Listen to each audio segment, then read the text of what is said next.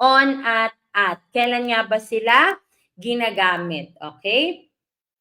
So ngayon, before I proceed with the question, with the item, gusto ko muna ituro sa inyo tong technique na ginamit ko while I'm taking the exam. Okay? Bakit? Kasi, again, I tend to be a visual learner.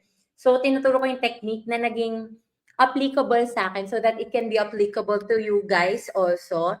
So, I tend to learn things best if there is a visualization. Mas naiintindihan ko siya. And I hope that everyone could also be able to get what I'm trying to share with everyone. Okay? So, I will divide this inverted triangle into 3. Okay? Bakit sa 3? Okay? So, we have here in, on, and at. Coach, bakit inverted triangle? Bakit 3? Okay. Kasi po may representation yan. Now, if you will take a look at this, si In, ang laki ng space niya, tapos nasa ibabaw pa siya. So parang siya yung may pinakamalaking space. Kasi po, si In, ginagamit natin to tell a location, let's say, let's first have the location na pang general. Okay, yung mga malalawak na lugar or malalawak na location, in yung gagamitin natin. Okay? Coach, akala ko ba sa loob lang siya? Again, ginagamit natin yon for placement of object.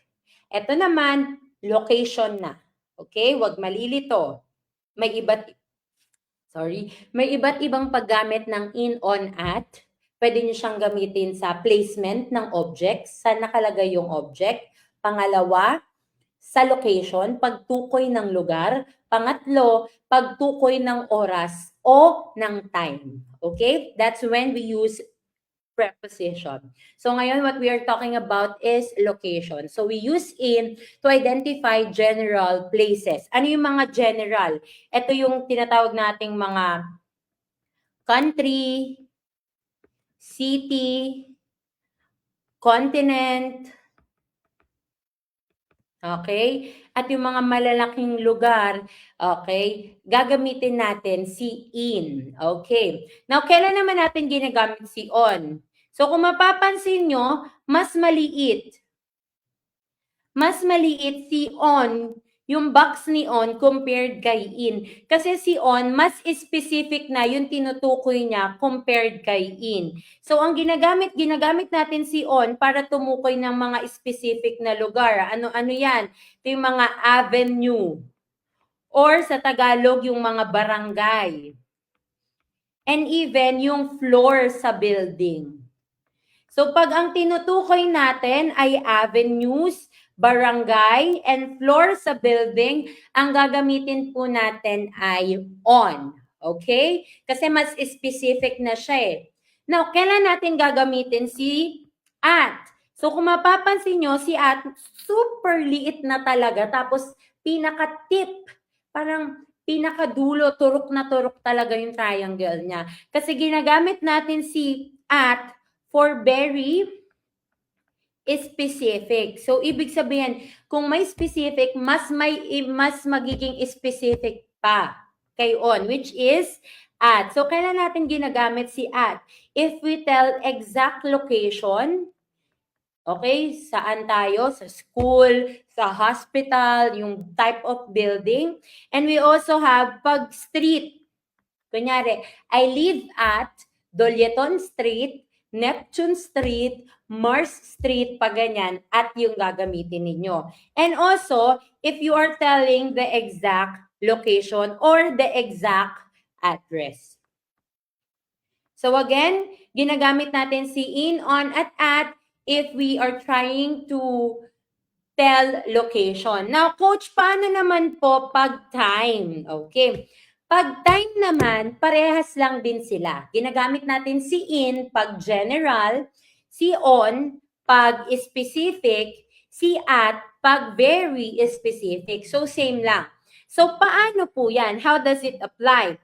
So, let's say, kailan natin ginagamit si in? Pag general, ito yung mga years, months, holidays, or even season. Okay? So, kunyari, I was born, let's say, I was born in 1959. So, kasi year lang yung binanggit. I was born in September, kasi month lang. Okay? So, years and months. Okay? Now, kailan naman natin ginagamit si on? Gagamitin natin si on pag we are talking about date, yung may date na, and then may